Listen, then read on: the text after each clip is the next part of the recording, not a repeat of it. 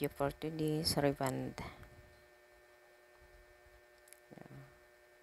Yung unang apply ng gamot.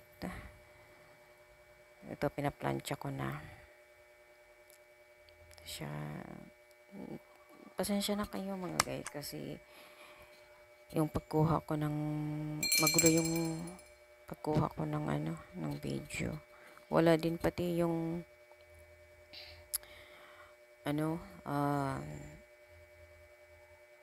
before and after hindi ko nakuhanan. Anyway, ito ay video lang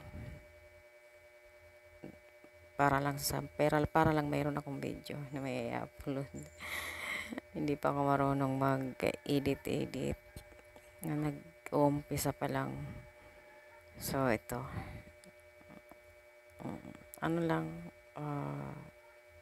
wala lang para lang hindi ko may sunod-sunod. Gusto ko lang kasi mabawasan yung bigat ng cellphone ko, kaya gusto ko i-delete, kaya ito i-upload ko lang. So, nagre-reband ako siya.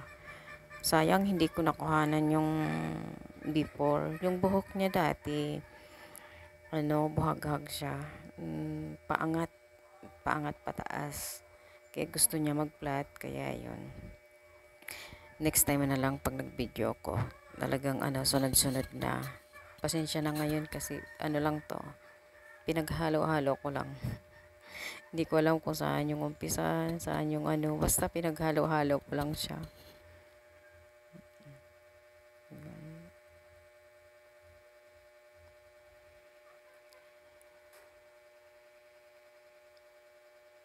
Maganda yung gamot na ginagamit ko. Talagang unat na unat talaga siya, tapos tumatagal. Minsan umaabot ng 1 taon, depende kung sa pag-aalaga din, depende.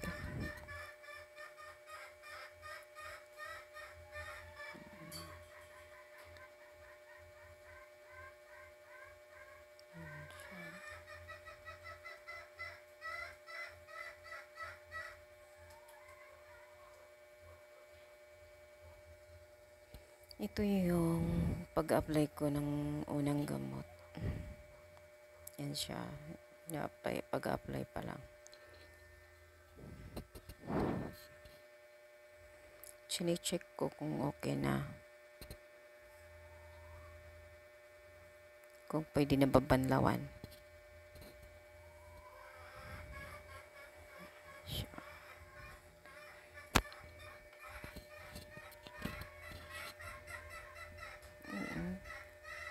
Habang chine-check ko, sinusuklay ko din para yung gamot sa texture ng buhok, pumasok yung sa cuticle ng buhok yung gamot.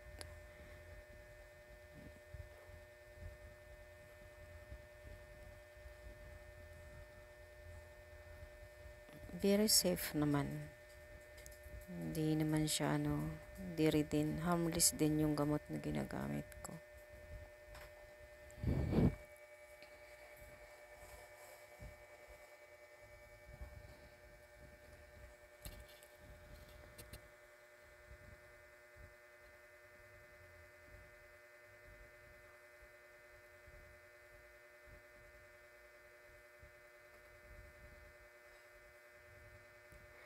Na ako guys, nagtatrabaho sa salon.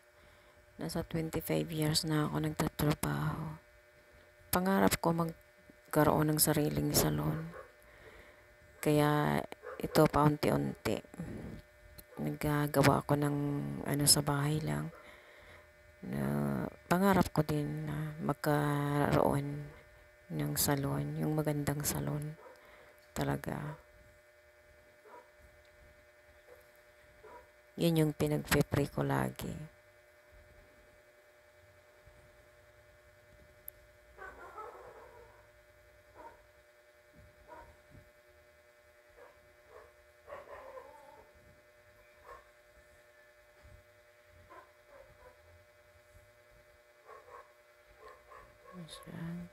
Kailangan susuklayin mo siya.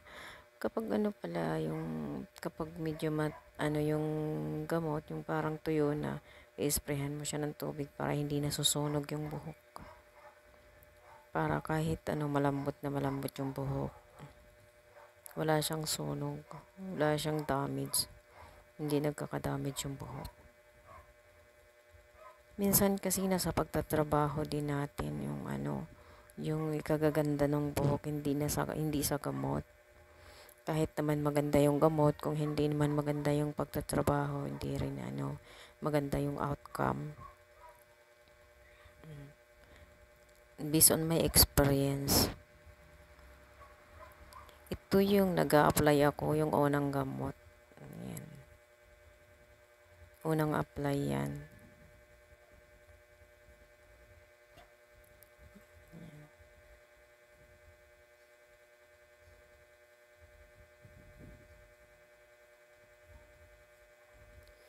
Ito yung pagkatapos mo na shampooin, tapos applyan mo, patutuyuin mo ng as in tuyo 100% yung buhok.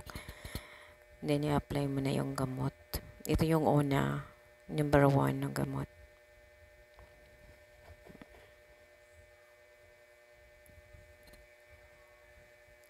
Inano ko na lang, binoise over ko na lang yung paano magsunod-sunod kasi hindi ko talaga hindi pa ako gaano sa pag-iinit.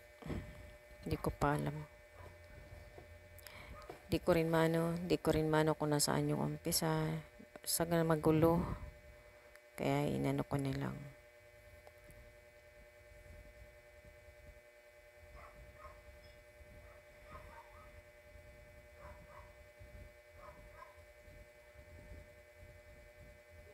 Ang importante may video ako.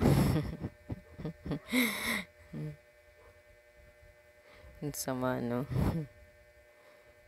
So, sana guys, maintindihan nyo. At pagpasensyahan nyo. Maraming salamat sa magtsatsagang manood sa video ko.